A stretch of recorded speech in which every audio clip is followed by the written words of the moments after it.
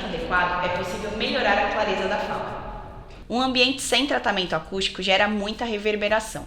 Com um tratamento adequado, é possível melhorar a clareza da fala. Isso é essencial em salas de aula, onde um bom projeto acústico valoriza a aprendizagem e o bem-estar dos ouvintes. E isso é essencial para uma sala de aula, onde um bom projeto valoriza a aprendizagem e o bem-estar dos usuários.